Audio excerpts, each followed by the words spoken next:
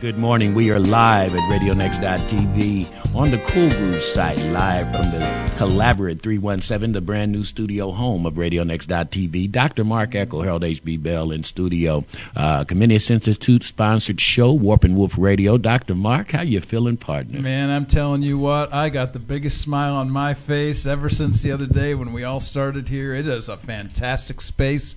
Come visit us over here on the east side in Greenfield, just past Indianapolis. You're going to love it. Absolutely. And, I have people saying, HB, why'd you move way out there? I said, it's not way out there. And then when you get here, you'll understand why. Mm-hmm. We have been having an initiative where we're really trying to gather this community, and we call it the social ecosystem. That's it. And we have it right out here at Collaborate 317, nonprofits, small businesses, people coming together of like minds to make sure that we can create change in this community. And, brother, you've been with me for this ride, man, and thank you so much, really. This is unbelievable what God can do. And my cousin, I had to call my cousin Brian because there are so many people, and this is just before we get in the show. So many people, man, who have supported and believed when sometimes you didn't believe in yourself. Mm-hmm. My cousin told me when he was on your show as a guest, and we were talking between the break, and he said, Harold, the resource is limited, but the source is infinite. He said the source can provide when resources aren't even available. And this situation here, I had to text him and say, brother, come see what the source has done, because we're here. But today, man, we're going to continue what we do on Warp and Woof Radio each week. And the theme of today's show is one that my brother said, and you must have just did this for your little brother, man. Music, messaging, and mentality. And there are so many ways to educate, so many things that music does in our society that if we use it properly, it fits right in hand with what we do at Warp and Woof Radio, man. Before we go to break, tell them about Comenius and some of the things we're doing over at Comenius Institute. Very important stuff. Comenius has 3 bridges. Our first bridge is from high school students into college who are going to public university. And our work at IUPUI is to meet students where they're at, answering their questions about classes, professors' comments, those kinds of things. The second bridge is about community. All community all the time is what my brother HB says, and that's what we do here. We are connecting people and communities in lots of different directions, and our specific interest and focus is on black and white churches, bringing them together. And our third bridge is helping Christians to understand culture. And we do that on a continuous basis through all of the writing and the speaking and teaching that I do. Please visit our websites. There are 2 of them, warpandwoof.org, that's warpandwoof.org, and ComeniusInstitute.com, where we have all kinds of resources. Both sites, go visit them, check us out, see what we're about. Well, as I mentioned, we're going to take the musical break as we do, and when we come back, in this whole show, you will be hearing our special guest music today. Mr. George Middleton is a phenomenal educator and brother of mine who is out here in the community doing great things, trying to help our young, disenfranchised youth. But he is also a phenomenal musician, so all show long, we're going to play George Middleton's music, so we're going to get right to it. When we come back, we're going to talk about today's theme, music, messaging, and mentality. You are listening to Warp and Woof Radio on the Cool Groove site, live from Collaborate 317 studio.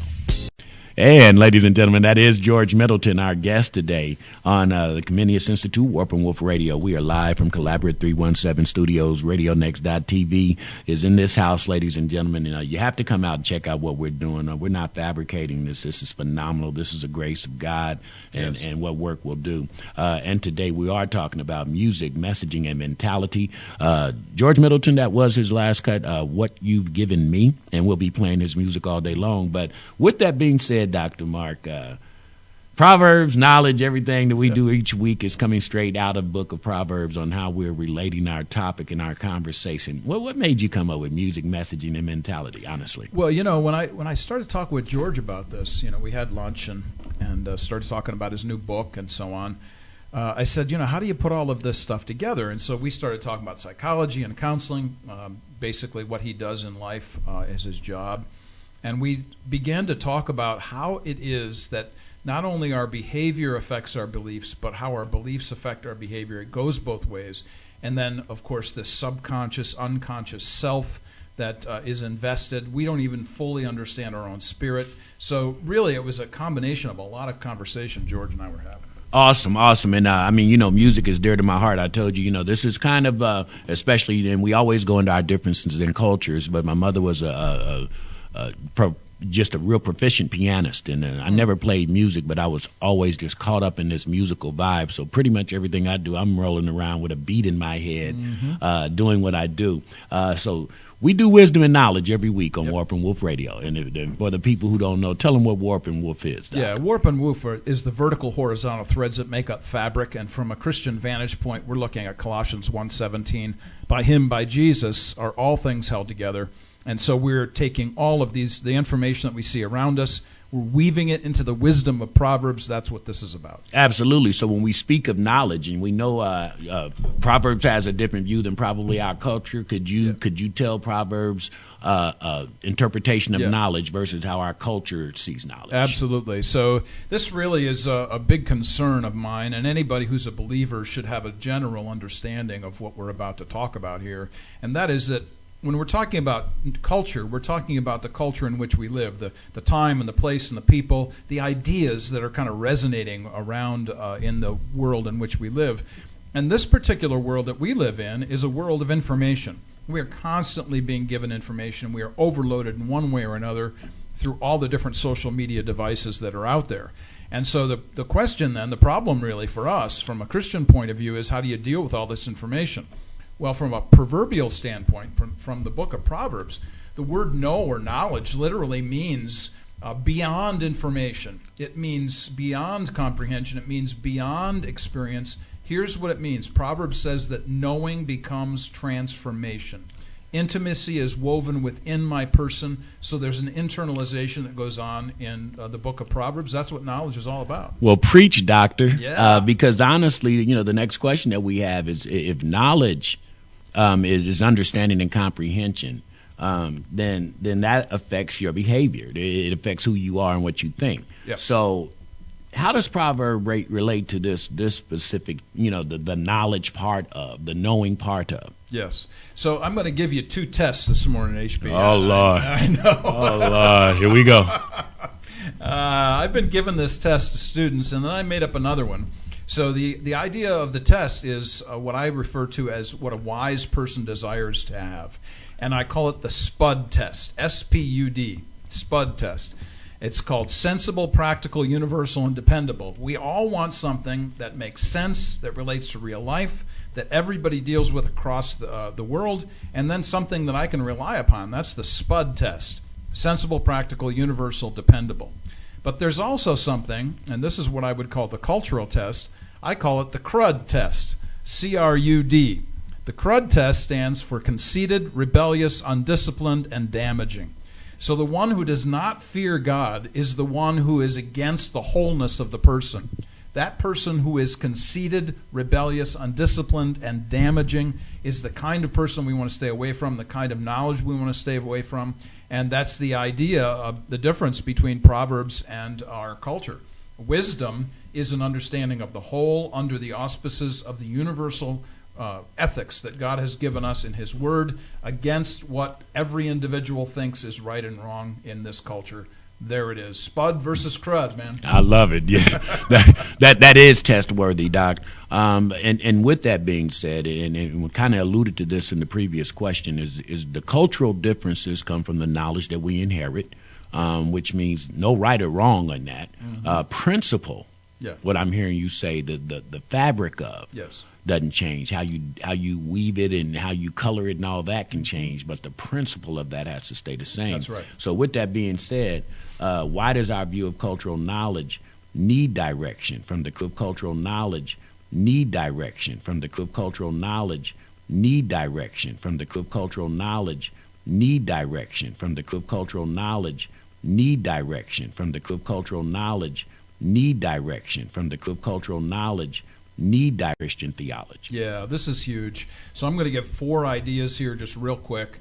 All of these actually come out of Colossians as well, specifically Colossians chapter 2, where it says that Christ is a storehouse of all knowledge and wisdom. So number 1, He is the storehouse. That means hidden treasures. If you think about it this way, He is the layaway plan. He is the mortgage that you're putting down. You're putting down X amount of dollars to pay off that house. He is the storehouse. He's the layaway plan for that. You have laid it up, treasured it away, stored it away. That's what Paul emphasizes. Number 2, Christ is the source of all knowledge. That is, that everything comes from him. So he is the origin of all things that we know. Number 3, Christ's control of knowledge is universal. The word all is important here. I tell my students all the time, all means all, and that's all means. And that emphasis on all, or the control of knowledge being universal, he's the one in charge of all knowledge. And number 4, Christ's knowledge is exclusive. It says, in whom. And that word in literally means that this is located within a location, the instrument of the subject. And so if I could be so bold as to say, there are no brute facts. Neutrality is a myth. Nobody speaks in a neutral tone of voice. We all believe something, and those beliefs are brought to the table. And from a Christian vantage point, we bring those beliefs theologically from a Christ-centered viewpoint. And that's what we're all about here this morning, HB, is this connection of belief to behavior. You cutting it in, man. You sound like you preached this past weekend, man. We're going to come right back. As I told you all day, we will be celebrating the music of George Middleton, and then he will be gracing us in the studio as we talk about music, the mentality, and the messaging. We're here, Warp and Woof Radio on the Cool Groove site. Stay tuned. We're going to be right back. RadioNext.TV, Warp and Woof Radio, Dr. Mark Echo, Harold H.B. Bell at the brand new Collaborate 317 RadioNext.TV studio, man, and we are getting it in. First segment, just unbelievable, and the topic of today is going to be centered around the brother that you just heard, Mr. George Middleton. He is why we came here. He is just a prolific musician, and today we are talking about the message, the music, the mind, the culture. We are made up of all these things, and today we're going in. So music, messaging, and mentality, Dr. Mark, in this second segment, let's talk about it. Yeah. How does music impact the mindset? We're going to both go in, and tell me how music affects you, please. Oh, my word. How does music affect me? Well, shoot, man, the other day, it was interesting. I'm teaching at my church, and the very first thing I talk about is me butt dancing to the Blind Boys of Alabama. Yeah. And the folks are going. Some of them, Robin said to me afterwards, some of them didn't know what butt dancing was. So yeah, I turned you onto that. I turned you onto that cultural lingua. I loved it. So how does it affect me? I get jazzed, but honestly, it's the thing. When I think about music, I always think about you first, because music is your first language. So when I think about what the kinds of stuff that you play and the cool jazz stuff and the places you've taken me around town to listen to jazz, I just get excited about this because it really does give a flavor to life that you don't sense in any other way. Absolutely. I guess, and if I had to answer that question, for me, I think that it sets the mind in a way of how your day will be. On Saturday morning I do this shit, and it's nothing but love songs, and I call it pouring syrup on the waffle. And the connotation really is, if you put some of this sweet music on your mind, then the rest of your day should be pretty good, because your mind is like a waffle, and the music is the syrup. So if you let it saturate, then what you listen to will definitely reflect how you act. If you listen to wild, ratchet music, you'll probably be wild and ratchet in your behavior. If you listen, and everybody says, HB, you think you're cool. I don't think I'm cool. I just listen to cool music, and it probably makes me seem like I'm cool. So, I just think that it has such an important way to bridge gaps in cultures. It has a way to where it's universal language. It doesn't care. And we were just talking on the break, and we were talking about love, and music is the same way. Yeah. Music doesn't care about who puts their flavor on it. Right. It's music, and it's intended to inspire or do whatever it is intended to do. But it is music, and so the flavors and the colors they're people's personal preferences, but the music is the music. So just to kind of tag on to that good point that you're making there, this last Sunday I was teaching in my church, and one of the things that I talked about was the connection between a guy like Benny Goodman and Charlie Parker, the Bird, and to emphasize the point that both of them played jazz, but they also both played classical. So there's structure and arrangement in classical, but when you get to jazz, you can riff on that stuff because you've already got the scales down, you already got the mentality. So those kinds of things are really nice to help people to see the crossover in music, too. Absolutely. You got questions on here, you act like you want to ask me, so go ahead and shoot, man. Go ahead. All right, so I'm thinking about the issue of mindset. We've already talked a little bit about this. this idea of music being important to your mindset, you talked about the syrup and the waffle and how it kind of flows through you, that kind of thing. Last year for your birthday, I bought you a shirt that said, "Music is my first language." Explain why that is. I mean, you were the one who told me that music is your first language. Yeah. Why is it your first language? Why does it matter? Kind of, and we'll kind of go back to the statement I made before. I just think that the things that we take into our mind, if we could use a good analogy, it'd be like your car. If you drive a Lexus, it runs a little better when you put premium in it because that engine was designed to use premium gasoline. Anything less is not going to give you the maximum output of what happens. So what you put in is what you get back. I think if we start being alert to what we let our children listen to, what we expose them to, that will have a big way to determine how they act, because I've listened to some of the rap music and I watch some of these kids. I've listened to some of the acid rock music and I watch how the crowd responds to that. So there is a definite correlation between mindset and the music. If you go to a jazz audience, a jazz concert, you don't see wild behavior. You see people sitting there intent listening to this smooth music. But when you go to those other types of concerts that I'm talking about, man, people are jumping around, running around. And so your mindset now is affected by what it is digesting. And so I think it's important that we have some guidance, some they call it PG-13. I think it's parenting 101. What you let your children do is how they're going to probably act. I'm not into fads. I'm not into this is what they're listening to today. That's your business. I think that you have to control that. And if you want to have some sane children, I think that's where you start. I just think so. And some of this, to your wise words there about parenting, let's take this a little bit further and talk about the issue of mindset as it relates to what kind of music fits with certain situations and settings. So, for instance, if I'm lifting weights, I'm probably not going to lift weights to Beethoven. I'm probably going to lift weights to, something that's some old Motown. Yeah, something that's getting me moving, that kind of bit.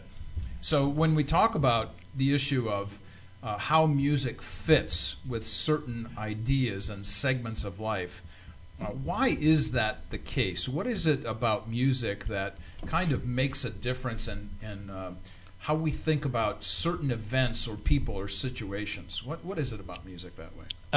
It's so universal. I'll keep using that word. It's universal. I can remember watching Michael Jackson when he went to Japan. And most of the people there didn't know what he was singing about, but they were into the concert, the music, and that means that there is something universal about. Like I say, it's universal about love. It's universal about music. You heard me before use the analogy of the wall. The wall is the wall. It doesn't care what color it is. The wall doesn't care what you put on it. The wall doesn't care if you got a picture or a drape. The wall just don't care because the wall says, I'm the wall. Be here if you don't put anything on me. I'm going to be here. So kind of music sits in that realm of it is a is thing.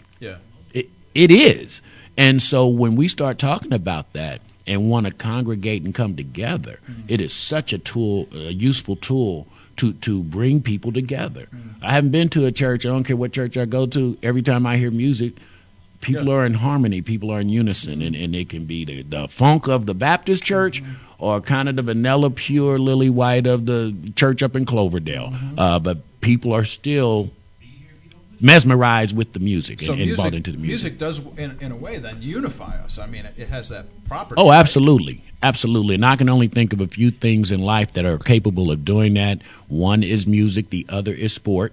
And in most times when you go into those arenas, people are stripping themselves of themselves to be part of that force, so to speak. Yeah, I don't see people going into sporting events or into a church service, dressed up in their costumes they're going to wear on Sunday. No, or asking while you're cheering for the team that you love.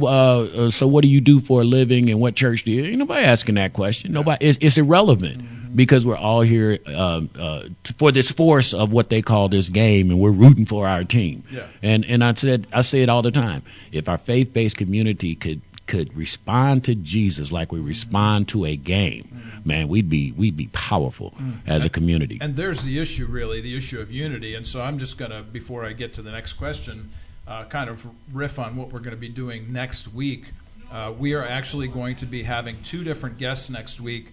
Mike Roll is going to be here. He's been here last year, talked about Q Commons, which is actually the whole Q Commons this year. Next Thursday night, get your tickets, by the way. Next Thursday night is going to be how do we unify or how do we heal a divided nation. But then we've got Dr. Posley coming from Antioch Baptist, and he and I have just hit it off. It's been great to just get to know him just a little bit. We're going to go out and have some chats about life, about bringing black and white churches together, the unification issue. So that's going to be next week. Can't wait to do that. This next question, frankly, I think this is going to bleed over into our next segment as well. I would like you to tell me about some of the musicians that you know that are making an impact in the culture for good. And I'm thinking principally about Christian musicians, but not necessarily playing Christian music. That we need to know a whole another show for that probably, because my world, as you know, my background is in the jazz and concert promoting, and I have been so privileged to work with so many artists. All of them Christian, all of them still play in their churches, but they do play jazz as a genre, most of them. So when I think about it, all I can think about is the Rodney Steps of the world, the Greg Bacons of the world, George Middleton, who will be here today, Tony Cheeseborough. These are my contemporaries, and I've watched them use their music to do some phenomenal things in the community for the youth movements, teaching them how to, just as you mentioned before, not do music, know music. And then when you know music, you're so limitless in what you can start doing. I've watched Rodney. He plays with the Flying Toasters, which is a rock adult contemporary band, and then you'll see him at the Jazz Kitchen flat out jazzing it up, and you've had the privilege of watching some of this talent. Perez Whitted, I could go on and on and on about these great people in the community that I live in who use music to really, really galvanize the community, galvanize people. And every time you go, you say, why can't we do this every day? Because that feeling when you're in there is so spiritual. And they're not spooky, but just spiritual. Everybody's on the same page. Everybody's smiling. Everybody's greeting one another. It's a vibe that you can't explain. And so I just reside in it. Everything I do, I have to have it on. It's just it's an element in my life that if we didn't have music, we probably wouldn't have Jumbo. That's true. Just letting you know, man. I gotta have it. We wouldn't want that because we need Jumbo love. Well, since I'm the guy asking the questions, I think I'm going to make the segue into the music. We have been listening to George Middleton, and we're going to hear another cut from him. But when we come back, I'm going to ask HB to expand on this issue about how music makes a difference in mindset. And specifically, we are going to talk in the next segment about the Christian emphasis of this kind of music like jazz that comes out of the church. What is the original origin of this, the gospel message? How does that connect to us today? You're listening to Warp and Woof Radio. We come to you every Wednesday from 10 until noon. We'll be right back. RadioNext.tv. That is George Middleton, and the title of that is Long Time Coming. It's ironic. I mentioned the name of the song, and Mark was saying, yes, it has been. Can't get any better than that. Warp and Woof Radio. We are live at the RadioNext.tv studio located at Collaborate 317, and we're going to be really, really pushing Collaborate 317. As I mentioned before, this is a social ecosystem of nonprofit organizations coming together to bridge this community, and I'm telling you, you need to come out here. We're at 4202 North EMS Boulevard. The zip code out here is 46140. It is a Greenfield address, but it's about 10 minutes from 38th and Post Road. You can be here. So it's not that far away, so come on out and just check it out. If you are a nonprofit, we're actually doing a foundation where we're donating $24,000 worth of resources to nonprofits to see that they can be incubated properly. We have everything out here from grant writers to marketing consultants to organizational development to accounting to anything that you can think. Theologians, absolutely.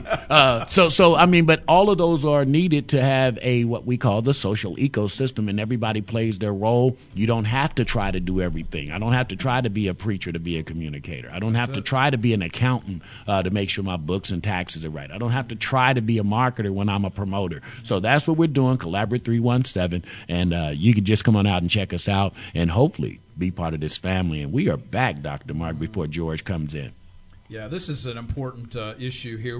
When George and I first started talking about this, talking about music, and he actually does some work with young people in music and helping them to think differently and properly from their cultural perspective. But before we left, I was saying to you, hey, look, when we come back, let's talk about the history of jazz and the kinds of music that we have today and where it comes from. So give us a bit of a history lesson about jazz music and why that history is so important. Well, there are learned things, Mark, and then there are innate things. And learned things usually cost money. You have to go buy it. You have to take lessons. You have to do that. Innate things are ways that you can create magic from nothing. And so the African heritage was built around the percussion instrument. And I mean, they would use anything from two sticks coming together, learning how to put cattle skin over a hollow thing to make some drums. And so the percussion was so influential. And if you know music, the first thing you normally do is feel that bass drum. You feel that drum usually when you're listening to any style of music. So it's relevant in every form of music, but specifically the African American lineage just encompasses. So with music comes how do we put something on top of that? So the vocalists came along, and if you ever listen to a lot of the African music, real African music, it is so. It is so on another level of spiritual is what I would call it. It is something where when you listen, you can't get away from it. You don't understand it, but it's like, oh, this is something a little bit different than this fabricated music that we're doing out here. That transcended itself, and when the slave trade happened, pretty much all African Americans had to if you want to say entertain themselves in a harsh time and an oppressed time like that. Music was that relief. Music was that thing that they brought that they couldn't take away, if you know what I'm talking about.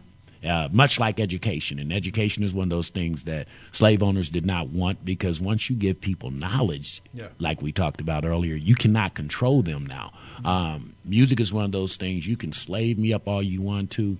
I'll still make music. I'll make music in a jail cell. I'll make music in a pit if you throw me in a pit, because there'll be a way for me to make some music. And it's one of those things that when I say innate, that's from the soul. That's given. That is back to love, back to God. That is. And so music is so important. So a lot of the times in an oppressed state, all you have is what is. You got God, you got music, you got love. It strikes me as I hear you talking about this that this needs to go in two different directions. One, the issue of jazz or Negro spirituals was a way for lament. That is, for people to sing in their suffering. But there is also an emphasis in gospel music, and specifically in Negro spirituals, about joy. Absolutely. So how does that happen? You have both of those concepts in the same music. Because joy is.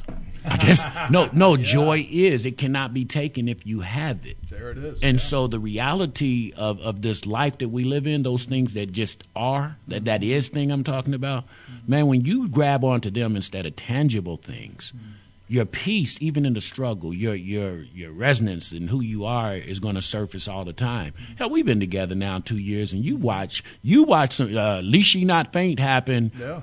Week after week after week sometime, and still to be able to have the joy to go, and nobody will know unless you sit and talk. Right. You wouldn't know. Yeah. And that's joy, man. That's peace. That's those things that just are. And those are untangibles. Right. And it's not to say that the suffering and the lament isn't there. It's just that it has a different kind of foundation. It's woven from a Christian point of view in a different way than perhaps other people are going to hear this. Well, that as well as knowledge and wisdom, those things. And it's so funny. I was reading yesterday about Solomon. My cousin puts an article out, and he was talking about Solomon. And God asked him, "You can have anything you want." And Solomon said, "I just want wisdom and knowledge to be able to treat my people like they need to be treated." And God was so pleased, abundantly poured more on than he gave him the wisdom and knowledge. But I'm going to also make you king. I'm going to also make you wealthy. I'm going to also make you the wisest man ever walked this earth. So when you start talking about that didn't cost a penny. Didn't cost a penny. You didn't have to go look up a manual on how to make it. Brother just said, I want wisdom and knowledge to be better for the people. And God appreciates that. Those are simple things. It's interesting as I'm thinking about what you're suggesting here about wisdom and knowledge and joy. It just is. When I'm thinking about a very famous book called Man's Search for Meaning, written by Viktor Frankl, who actually suffered through Auschwitz himself and came out the other side and wrote this book. And one of the things, I still remember on what page it is, it's on page 67 in my hardbound copy. He said that the only thing that no one can ever take away from you is the attitude with which you approach any situation. So nobody can take away the joy if the joy is already there. Ever. And I try to instill that in the youth that I work with, man. When you reach a level of self-identity, that's the first thing. And then you start incorporating knowledge, and then you start learning how to turn that knowledge into wisdom. You're in a pretty good little peaceful place, and all around you will happen, and you still will be in a peaceful place. And I think that's important. And right now we have a world, I think, Mark, that is out here looking for that, but they're looking in all the wrong places. They're looking for a new car. They're looking for this bigger house. They're looking for, I used to wear $80 tennis shoes, and these $150 tennis shoes are going to make me happy. It just does not happen that way. Well, this is getting to the very issue that George Middleton and we are going to be talking about concerning how does this mindset shift our thinking, and how belief affects behavior, and how behavior affects belief. And the whole concept behind mindset is an important idea here. So let's just take this one step further and ask this question as it relates to music and HB. When you think about gospel, when you think about Christian music, and you think about going out on Friday night and enjoying some really great sax music, is there really any difference in any of this? My personal opinion is no. I think that if you are putting poison in the gift of music, now I've got a problem. If you're talking about how you're going to beat women, if you're talking about how you're going to go make your money selling your dope, if you're talking about take this acid and enjoy this ride, to me you're putting poison in the gift. But the gift that our brother George Middleton plays, and when you go to church, they're so horizontal on the same level that there's no difference except the words that are coming out versus the music that's coming out. So it strikes me as I think about what you're suggesting, that there are so many folks that are doing the crossover between church and jazz clubs on Friday and Saturday night, but it's seamless for them because they're coming from a different mindset. They're coming from a spiritual place. I can guarantee you when George is playing on a jazz stage, he's not feeling any different than he's playing in the pulpit, because the music that he's trying to give is a power to you. It's a gift to you. This gift God gave me, I'm giving to you. It ain't hurting you. You can't leave. You couldn't leave listening to a George Middleton concert and want to do one thing wrong. I mean, just honestly, and when you leave and it gives you that sense of power, and you haven't heard anything contaminating to your mind, how is that wrong? Right. And I think that if we go back to Scripture, the body, man, God said this is a body. That's why Collaborate 317 is so powerful. We got so many different mindsets in one place, thinking alike, but different gifts. So I think music is the same way. You used the word just a moment ago that used the word seamless, which really kind of brings us back to warp and woof and coherence, and how Colossians 1:17 is true. By him, by Jesus, are all things held together. This concept that you can go Friday, Saturday night in the jazz club, show up Sunday morning, and there's no difference because your spirit is no different. And look, every day is church for me. There it is. Because I'm not a churchy guy. I'm just going to tell you now, getting up and going to do the church, the routine thing, man, I'm churching every day. By the time I get to Sunday, I am so tired of doing church, I need a break, because my whole day is encompassed with the spirit of church. Church ain't in the walls of the building. Church is, you come to, like I say, we Collaborate 317. I am around more than two people. Scripture says if you with more than two people, you can have church. So I'm around people all day, and we're churching all day long, and there is never a conversation in here that's not having the Spirit involved in it, God's work involved in it, as we go do this mission that we're trying to do together. There's not one day that we're here that doesn't happen. So my attitude is, I'm doing church like the Scripture says, and then I get to the gate. Bruh, I was doing church every day, man. Really. When Peter asks you, you got one word on your mind. Absolutely. I don't know if I want Peter asking me. Peter got some issues. Peter got my issues, so I don't know if I need to be asking Peter. Well, that's one of those mouth me James or somebody. But no, man, honestly, I just think that it's so important that we incorporate it in the educational model of what we're doing today, because the kids are so affected by music. And if we can say, okay, check this out, they'll listen. Yeah. I used to ride my kids over at Kaleidoscope in the van every day, and they had to listen to Mr. HB's old school music. That's what they used to say. But guess what? After about 4 weeks, 5 weeks, they knew every word, and they were singing and requesting, where's that Marvin Gaye, Mr. HB? Yeah, they heard what's going on and felt the same way I felt when I was 9 years old and I heard it. And they were into it. So, we can move young people with music if we control it. And if they branch off and grow up and go into their little secular world, they'll come back. They'll come back. I'm telling you, folks, you've just heard it here. Harold H.B. Bell is singing his song and telling us what for. Got me in on this music show, man. I don't know why you did this to a brother, man. I knew exactly what I was doing because I knew the man was here that could answer the questions. You are listening to Warp and Woof Radio. We come to you every Wednesday from 10 until noon, and we are on the RadioNext.tv site at the Cool Groove area. In that website, you don't want to miss us. Come out to visit us, collaborate, 317. We're going to take a break, be right back with George Middleton. See you soon. RadioNext.tv, you are listening to Warp and Woof Radio live from RadioNext.tv, Collaborate 317 studio, and we do have in studio with us right now Mr. George Middleton. And that last tune that you just heard, George, you might as well introduce it yourself, brother.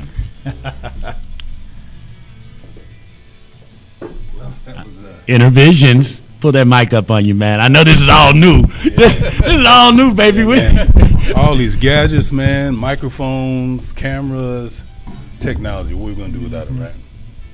Yeah, the science of how you do things, and that's what we're doing here. Today's show, Dr. Mark, and I'm going to let you guys get in because this is a great, great guest that you have today, but we're talking about music, the messaging and mentality today, man, and that first segment was hot and heavy. You got me in, but take your show over, man. Yeah, that's great. We're really glad to have George Middleton here with us this morning, and talking about some really important stuff, specifically as it relates to the unconscious, the subconscious, and how do we form mindsets. So let's just start, real easy, George, and tell us a little bit about yourself, your family, your church, your life experiences, how you fit into the Indianapolis community. Just kind of give us an overview of yourself.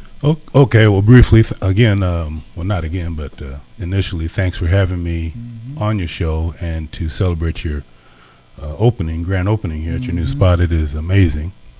I'm a graduate of the IU School of Music. I'm a musician. I'm also a graduate of Indiana Wesleyan University from the School of Management. And then I also am a graduate of Capella University in the School of Human Services in the mental health field. I'm single. I have a grown daughter who I still consider my baby girl.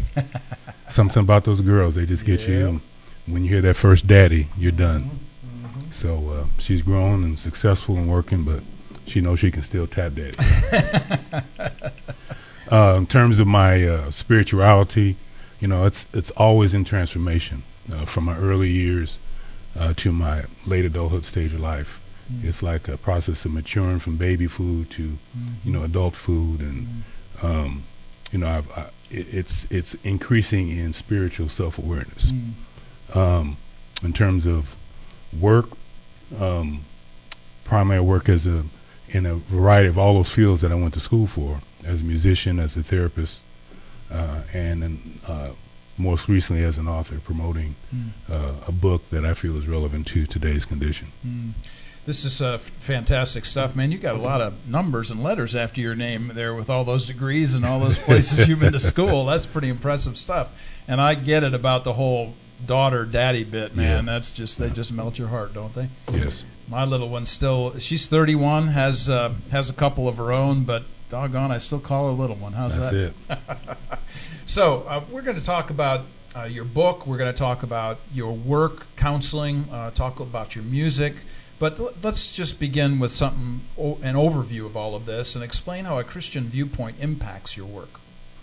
Okay, yeah, that's an excellent place to start. I'd like to preface it by saying, and I lead this out in my book, that beliefs are more powerful than facts. And I think if you look at the state of society today, look at our political environment, look at our religious environments, you can tell somebody they can be looking right at something and call it something totally different based on their beliefs. Yes. So it doesn't. So at this point in my work, I don't focus on what is right or what is wrong, or what's true or what's false. I focus on what a person believes. Okay. Because I need to know where that person is at in order to help them get to an effective stage. So I like to get out of the right and wrong aspect of conversations and get into, is it working for you or is it not working for you? It was interesting, in the first hour we were talking about the SPUD test, how something is sensible, practical, universal, and dependable. And it sounds like what you're talking about here is when you approach your counselors, or when you approach your counselees, these are the folks that you're interested in seeing some practical engagement with. Where are you at? Where do you want to be? How are you going to get there? Would you say that that's kind of where you're coming Correct. from? Yeah. That's very accurate. Yeah. How about what kind of a psychological profile do you bring to the table? Do you use a certain method or certain tools? Where is it that you're coming from? Well, my theoretical orientation is cognitive behavioral theory. And it's basically a process where we help the client to be more aware of their negative, repetitive thought process. Because typically that's where you can connect the ineffectiveness of whatever action you decide to take. It's basically on how you're thinking. You know, I'm not a scriptural expert, but the scripture that says, whatsoever man thinketh in his heart, and in many ways we are unconscious about our thought process. That's right. But yet, even though we're unconscious, we are still responsible. That's right. For our thought process. Yeah. And a lot of times it's easier, especially in a religious dogma, to blame that ineffectiveness on some external force, because it's easier to look at it like that from a moralistic point of view rather than a self-accountable point of view of, can I possibly be responsible for the current conditions in my life? Yeah. Well, you've hit the nail on the head. You're quoting Proverbs 4 there, and that's exactly the point, that we have this conscious thought process that really is coming from an unconscious, the things that we've already set ourselves to believe, the assumptions that we bring to the table. Well, what are some of the assumptions, would you say, are some of the most detrimental that you see in people's thinking, just generally speaking? What are some of the bad things you see? Well, the premise of my book right now is based on we're in a battle between our religious beliefs and our beliefs on race. And so as a therapist, most of my clients their negative behaviors are associated with, they may not realize it, but with their beliefs about themselves and others from a race paradigm. And even in a religious paradigm, race is inextricably integrated in that process, which really confuses the whole meaning of what Christianity is about. So I just see that theme of our belief system right now about race, which is right in our face right now, from the president on down to Black Lives Matter to all these other organizations. Everything right now is making us have to deal, and I'm hoping that we're going to really step up to the challenge and deal with this race issue, because I think it is the umbrella over all of the ills that we're going through in this great country, because this is a great country. It is a great country. Since you mentioned this, one of our next week's guests is going to be Dr. Posley from Antioch Baptist. And he and I are going to be talking about the oneness issue, the John 17, I want my people to be one.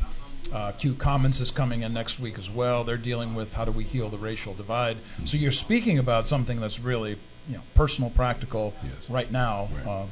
Tell us a little bit about your book, maybe about how it got started. You've given us kind of an umbrella overview of what the book is all about. But maybe why did you invest in this book? What got you going into it? Some of the assumptions maybe that you brought to the table in this.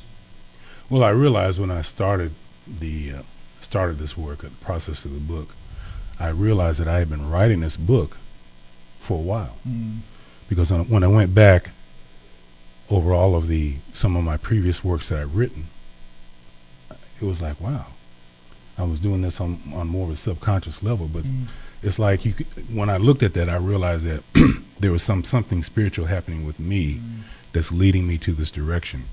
And I would say that the genesis of that happened when I was not as aware as I am now. And I still have a long way to go with regard to self-awareness. But when I graduated from college, I graduated from School of Music, I didn't initially run right into my chosen passion of performing and entertainment.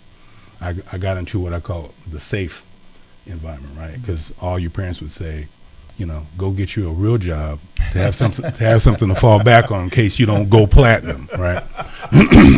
So that's what I did, thinking that was a safe environment. But I didn't realize how violent the corporate organized work environment was.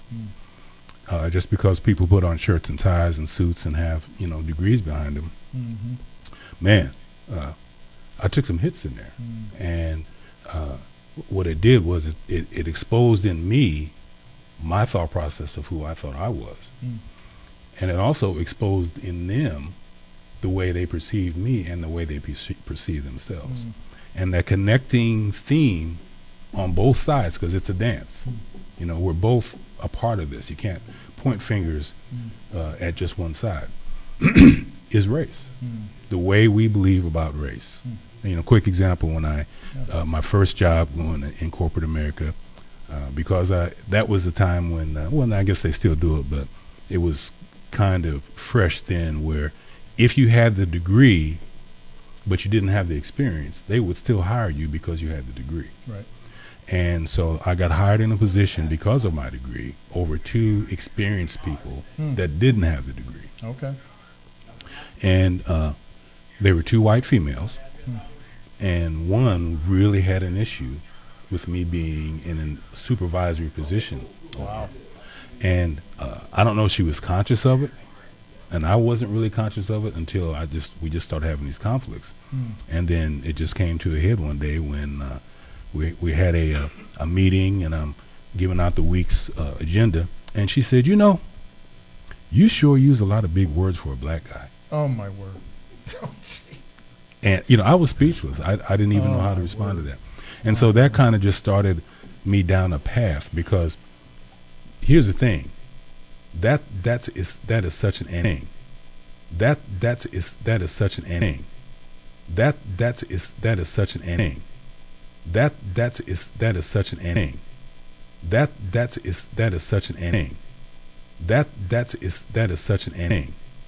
That is an internal statement. Oh yeah. And if I wasn't at the time. If you're not aware of who you are, if you're not aware of your triggers, you can internalize other people's issues about you. Yeah. And so now I'm carrying this baggage. I'm trying to figure it out, and it just set me down this process to where now I'm recreating those environments. At this point, it happens enough where I start believing it, right? Because again, it's about beliefs. And I'm recreating these scenarios in various ways. And it was easy at the time for me to say, they keep doing this to me. They keep doing that to me. But after about the fifth scenario that I went through that, I had to stop and say, what am I doing? And so once I became aware of that and took responsibility for something that I is initially blaming other people for, that I'm more aware of when those possibilities are happening. And it hasn't happened to me since because I'm now aware of it. But that is kind of what started me down this process of putting this material together, because experiencing the world from a paradigm of color and based on whatever color you are, because we all are being impacted by this color process. And then getting into the mental health field, I realized that there's a strong connection. It's about the mind. Racism is about the mind, about how you believe, about how you think. And It doesn't matter if you're black or white. If you're basing, and this is what the premise of the book is, if you're basing your life through a color spectrum, you're probably having some ineffective and dysfunctional aspects in your life on some level. Man, it sounds like an awful lot of great threads that are running through that particular fabric in your book, and it certainly sounds, obviously, coming right out of Genesis 3, that our real problem is one of sin, and our sinfulness, our human nature, the internal subconscious beliefs that we're bringing to the table is what the problem is for us. And I would like, I would like to sub-impose or impose the word ineffective for sin. Okay. Not to take away the substance of the word sin from a religious aspect, but in terms of helping people get from one stage to the next, you have to kind of compartmentalize the issue. Instead of attacking it from a moral standpoint, attack it from an effective standpoint. So from your vantage point in your bailiwick where you operate with the folks, your clients, you have to begin there. Yes. Yes, I get it. Okay. This is great conversation, folks. If you're at all interested, not only in counseling, but in music and understanding how beliefs impact your person, maybe you don't even realize the kinds of things that you're thinking and how they influence your day-to-day life, this is the place to be. We're going to bring this out on the podcast later on today. It'll be up. You can hear this again for those who might have missed it. Some of the folks have actually texted me and messaged me ahead of time saying, hey, can I listen to this later? And I said, sure. We'll make sure that that happens. You're listening to Warp and Woof Radio. We come to you every Wednesday from 10 until noon. We're going to take a short break and be right back. And we are back. You're listening to Radio Next at the Cool Groove site, Warp and Woof Radio. We come to you every Wednesday from 10 until noon. And we are here today with George Middleton, and we have this great interplay going on with not just the concept of music, but also about counseling and the subconscious mind, what's going on in our belief systems. And we wanted to take this, kind of ratchet it up just a little bit and talk about these connections that are being made, not just in terms of beliefs, but also in terms of how do we communicate these beliefs. So, George, one of the great questions you and I had a discussion about when we were having lunch together was how much of any message is the method of delivery? How much of any message is the method of delivery? How can you explain that to our audience, the importance of a message being a method of delivery? Well, it's really tied or connected, strongly connected with one of your earlier questions on the first half of the show, which was describing what the word mindset means. And if you look at the word mindset, it's composed of two words, mind and then set, right? So there's a subject, and then there seems to be some action with regard to that subject. So and the reason I'm going into this is because the systems that we're discussing that are relevant to this topic, media, music, religion, there's a profit motive in all of those. So the questions that I want to pose to you are questions that they already understand the science of. They know this. And statistically, they're counting on our ignorance of these answers, of this thought process, because it's profitable to them. It's not about, again, it's not about right or wrong. It's about how do we, make money? How do we make this business successful? Okay. And many successful business people are able to compartmentalize their morality versus the business paradigm, right? And many of us, like the NFL piece is a major dilemma right now. But if you're in them, if you're in the feet or in the shoes of the NFL owners, they're coming totally from a monetary motive, right? So, mindset. So I want to pose this question: what does the mind look like? Has anybody ever seen the mind? Just think about that. There's no right or wrong answers. It's just things for you to think. Where does thought come from? Really think about that. Where does thought come from? Is thought something that happens, or is thought something you do? Right? If thought is something you do, what is the next thought you're going to think? You know what I mean? Yeah. Can you choose not to have thoughts? Can you say, I'm not going to have the thought? And how easy is it for you to do that? So, when I want to just challenge our lack of awareness with regard to what systems know, because they base their businesses off of questions like these. Worldview. How were you when you developed your worldview? And did you develop your worldview, or was your worldview developed? Right. And these are things that we all have to individually go back and do some self-awareness homework on. One of the things that strikes me as you say these things is the issue of culture, and how culture is going to invade how we think about life and things. I was just teaching this in a church class that I teach on Sundays, and the idea that somehow we think that we can bypass our context, the culture from which we were born in. So, I grew up in a rural setting out in the country. That's going to be totally different than if you grew up in the city. Right. It's going to be different for me as a white man versus you as a black man. It's Right. going to be different for the rich and the poor. Right. All of those kinds of things are cultural investments. And so what you're suggesting then is that those cultural investments do make up how we think in our mind. That's right. Yeah. And then if you're coming from a business standpoint, here's where they are. Their question is this: which is the better of the two? To go out and look for customers, or to create your customer? Total different paradigm. Yeah, absolutely. And many of us are not aware that that's happening. So that gets into my work in terms of the messaging in the media from a mental health standpoint. So I brought you a couple of handouts here that talks about specifically hip-hop and rap music, because that is such a misunderstood field. As a musician, I can appreciate the talent that it takes. I can appreciate just about any music, because as a musician, I understand the discipline it takes to consciously make a pattern of tones come out of your instrument, whether it's vocally or instrumentally or percussion-wise. Because the power of those tones is what sets up the message, right? I've been a minister of music in my church for most of my working life, and I understand that my role as the minister of music is to set the emotional tone for the pastor to bring the word. And so, and a lot of times there is conflict a lot of times in a lot of our churches traditionally, between the music department and the pastor, because sometimes the musicians kind of get a big head thinking it's about me, right? And so then they start creating their own fiefdoms and territories, because the power of music can actually, draw people to, or it can draw people away. It's that powerful.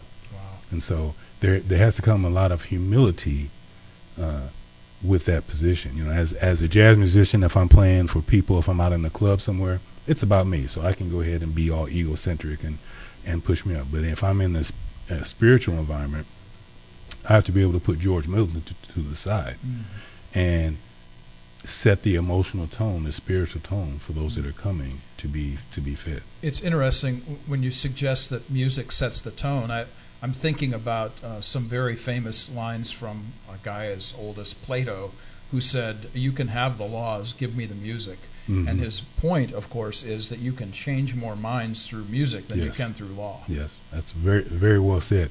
And that's what's happening in our systems in any type of media format, whether it's television, video games, internet.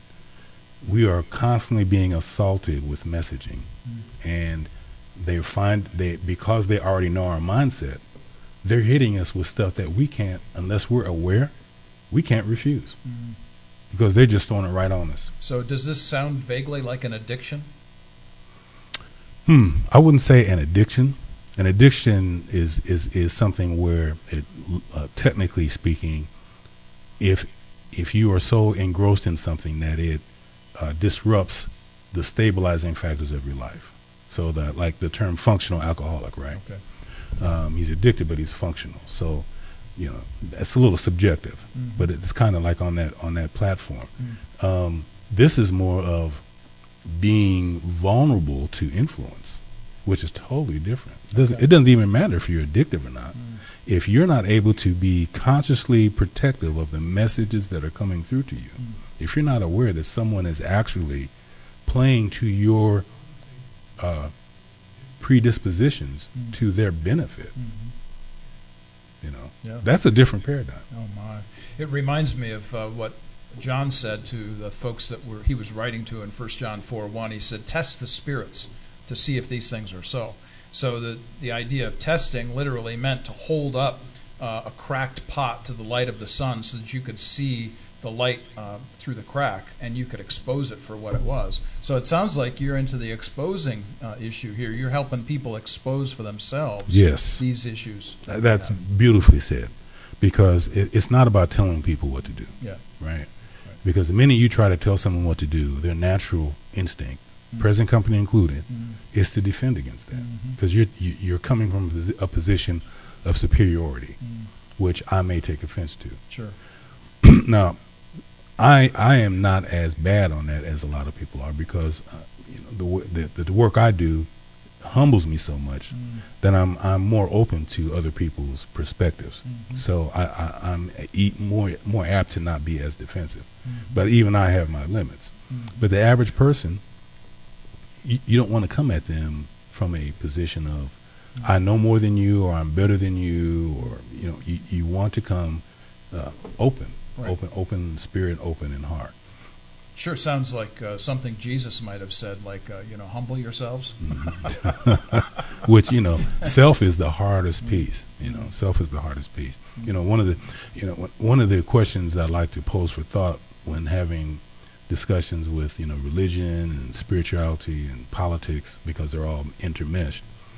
And again, there's no right or wrong answer, but I just like having a conversation because race is so intense right now. It's left versus right, black versus white, Obama versus Trump. I mean, those all three run together. Yes. So from a spiritual or religious perspective, I like to pose this question. Of the two, between President Obama and President Trump, which of those two characters most accurately visually display characteristics of Christianity? And what that question would challenge one to do is, how do I separate my political partisan beliefs? How do I separate my racial beliefs from my spiritual or religious beliefs? So do people actively compartmentalize those things, do you think? No, they throw them all together. Do they? Okay. It's for a lot of people, because it's unconscious, they throw it all together. So if you're already politically inclined to the left or to the right, then your filter is going to bend the information, the facts, again, right? Based on your belief. Your belief filter is going to bend the facts to meet your narrative. Yeah, isn't that always the way? So if we have new knowledge, let's say, for instance, some new knowledge comes forward, and the first thing we're thinking about is how can I fit that new knowledge into the mindset that I already have? Right. Yeah. And so, or how am I flexible enough to revisit my old knowledge and adjust my old knowledge to the new knowledge? Yeah. And this issue of being right or wrong is really a powerful idea here, because our job is not to cast aspersions or cast judgment on people. I was in a plane once, and the guy asked me, well, when he found out I was a Christian theologian, he said, so are you one of those Christians who believes that if I don't agree with you, then I'm going to hell? And my response was, I smiled and said, man, I'm not in the eternal judgment business. That's above my pay grade. Yeah, exactly. So that kind of let the air out of the balloon, and now we can have a conversation. Exactly. So now, if I'm not coming at you, now I'm just sitting at you, looking eye to eye, so we can actually have a talk with each other. Wow, that's huge. That's a total difference, because as you said, you broke down the initial defense, and you respecting him enough to let him make his own choice. Yeah.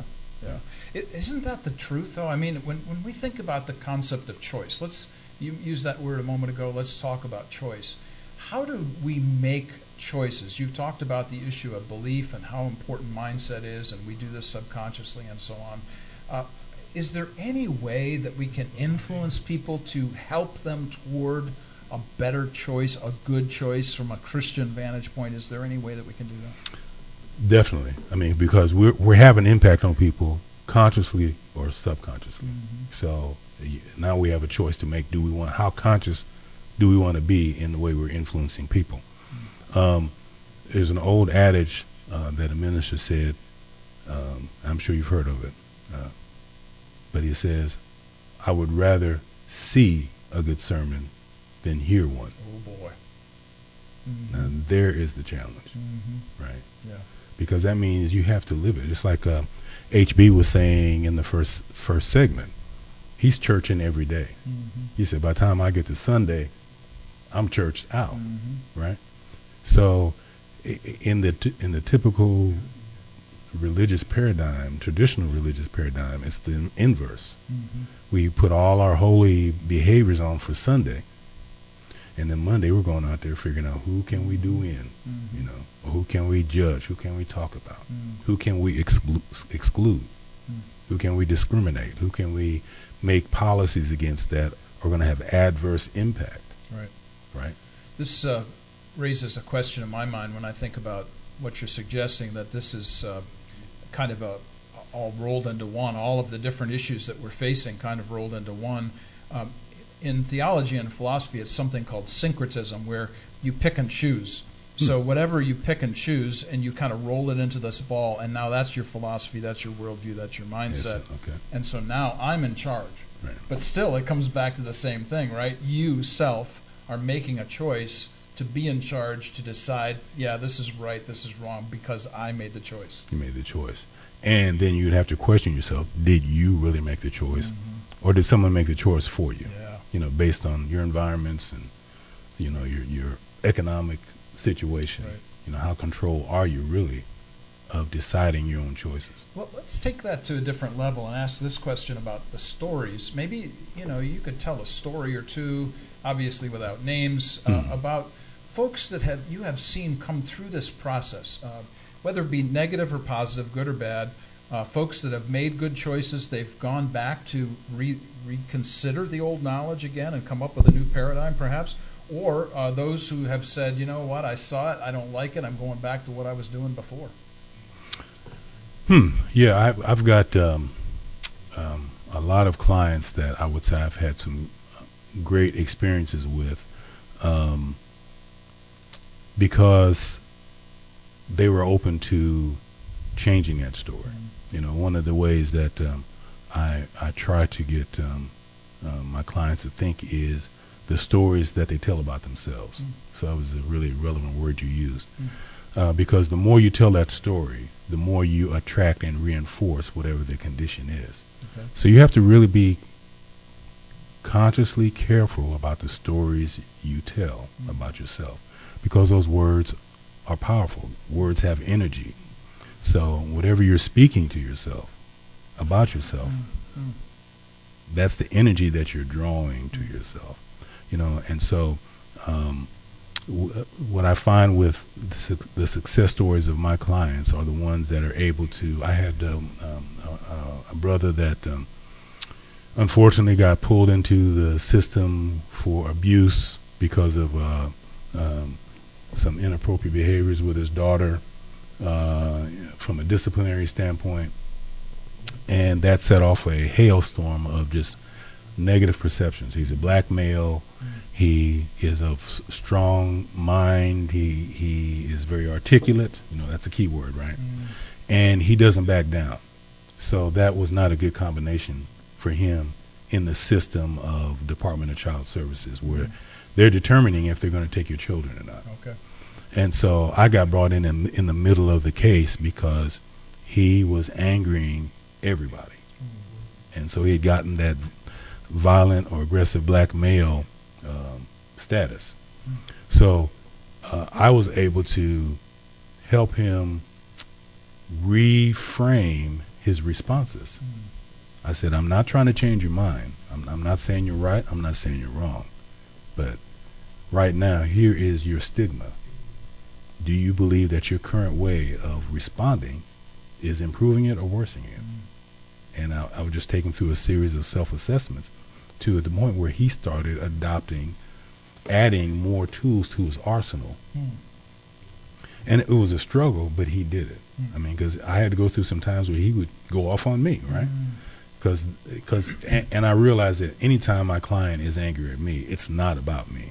You know, it's one of the freeing things about being trained in the mental health field is it's improved the way I do my personal relationships. Because when I'm in arguments now with anybody, whether it's a loved one, a friend, if I'm on social media, if I'm texting or in a chat group, and people get angry, I know it's not about me.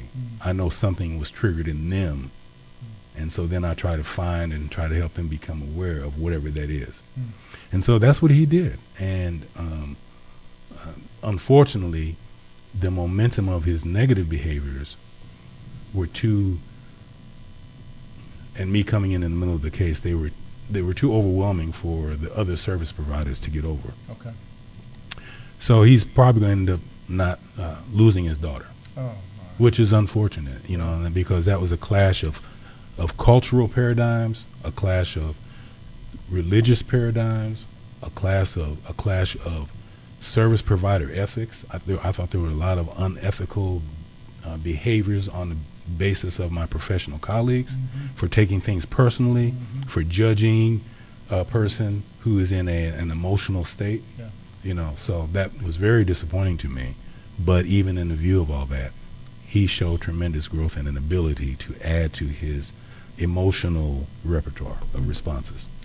It strikes me as I hear you talking about this that there seems to be this underlying Christian view that we really need to care about how others hear us and the focus on others rather than self. Right. So how would you say, is that part of what you're dealing with, is try to get people to understand how others are hearing them? Is that the idea? Yeah, I would say that. I think I was on a conversation with a friend of mine. I won't say his name, but he's also a minister. And, you know, we had this conversation about violence. There was an article that was posted that violence is not a product of mental illness, but a product of anger. And by the time I got into the text, I had sent it out, and someone had said, or this person had said, well, it's also a product of evil wickedness, right? So they were attributing violent nature to a moralistic paradigm. And I said, well, my response was, most of the time it's just plain and simple inability to handle emotions in a healthy way. And he said, oh, the contrary, it's a moral issue. That was his mindset. It's a moral issue. And when we put psychological, sociological spin on it, we are not only paralyze the participant, but we give him shield and pardon as well. And that statement in and of itself really said a lot about his mindset, because he took his role as, I will administer the consequences to you. I can protect you from and that's not our role. As a minister, as a counselor, that's not our role, because your behaviors are going to set off those consequences. There's nothing you and I can do to shield or reduce those. For every action, there's a reaction. There's nothing you can do. We're not that great. And so I responded, coming from a clinical perspective, there's one major component that will negate any client improvement, and that's judgment. And I think it's harder, or it's more of a challenge for those whose counseling is based from a religious paradigm, because that even though we're not supposed to judge, that's the first thing we do. You know, in most of our religious environments, we're trying to show our visual justification for saying we're saved, and then we'll start trying to out-save each other. Well, I'm more saved than you, you know. Or look at her, look what she's wearing. She ain't saved. I saw you in the club last night. I know about you, you know. So we're doing visual tests of each other rather than staying focused on you. Sounds vaguely like stuff we read all the way through Scripture, where folks are too much concerned about the external instead of the internal. Yes. But it leads me then to come back to what you're suggesting here about the moral and the clinical and the relational and the psychological. All of these things are threaded through what we're dealing with, it would seem, that we should think about these things in terms of synthesis. Mm-hmm. So we're seeing all of these aspects of the human person come together to make up who they are, to make up their mindset. It's not one thing. I love that, man. Yeah. Will you write that down and send it to me? That was beautiful. I think you and I just need to sit down and write another book. What do you think? That was beautiful. Yeah. Well, this synthesis issue is really a powerful concern. Our synthesis needs to speak against this synchronization that we have going on, that somehow we just pick and choose, and that we have a concern for others above everything else. Well, we're coming down toward the end of our show today, and I always ask folks the same thing whenever you're on the show with me. What would you like to leave the folks today? What are some thoughts you'd like to suggest to them? Okay, first of all, the book I'm promoting is called Black, and the Black is an acronym for Beliefs Limiting Authentic Cultural Knowledge, and the paradigm of the book presents that race in a mental health perspective. And the book is not meant to be just some nice, I got this book and it's some great reading, I'm going to have a cup of coffee. Right away, it's an action book. Mm-hmm. It's about stimulating action with self, because especially if you are in any type of human service field. Race is our primary issue right now. You can take any aspect of our life, whether it's finance, whether it's politics, religion, police enforcement, NFL. Race is the connecting factor that determines the way we are responding to these systems. So this book is challenging you first to address the racism within yourself. Mm-hmm. Before you can start trying to go out and help people, there are a lot of good programs out here that are doing the external stuff, that is saying, let's do this. We need to buy black. We need to stop the killing. We need to stop the violence. Yes, we need to do those things, but there's the what to do, and then there's the how to do it. So I believe that my spiritual inclination at this point, where I'm being called, is to facilitate like-minded organizations and groups with the how to what they're doing. Because the platforms are awesome, but this is a mental health scenario.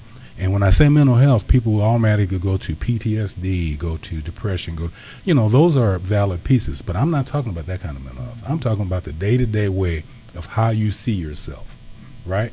And the more that you can be aware of how you see yourself, that negative self-talk that we all do to each other, to be aware of that, and how we see other people subconsciously. Because even though I may say, Mark Eckel, great guy, but if I see you as a white man versus a man, mm-hmm. my behavior towards you might be unintended and unconsciously intended, because I'm operating on a subconscious level based on the color that I see versus the substance of the man.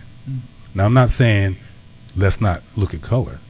What I'm saying is let's be aware of how we respond to color. There you go. That's a different paradigm. So I want to collaborate and get together with as many groups that are out there to facilitate the how to the platforms that are out there. Sure sounds like Collaborate 317, that we've drawn folks together. What do you think about that, HB? You know how I'm rolling, man. I'm in the midst of my joy, and we have Reverend Charles Harrison getting ready to come up with the 10-Point Coalition. They're doing some great things that we want to announce as well, man. Great show today, my brother. Thank you so much. You're listening to Warp and Woof Radio. We come to you every Wednesday from 10 until noon on the RadioNext.TV Cool Groove site. Next week, we are going to have Dr. Posley with us. We'll talk about oneness. What does it mean for black and white churches to be one? Whoa. And then also Q Commons, where we're going to be discussing the national issues that we've raised even today with George Middleton, and that is, how do we heal the divided nation?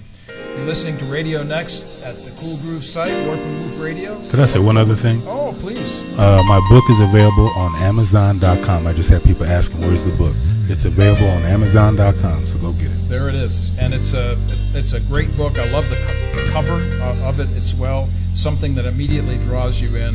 Thanks again, George, for being here with us. Thank you, Mark. Thank you, HB. Yes, sir. Blessings on your day, everyone. We'll see you next week.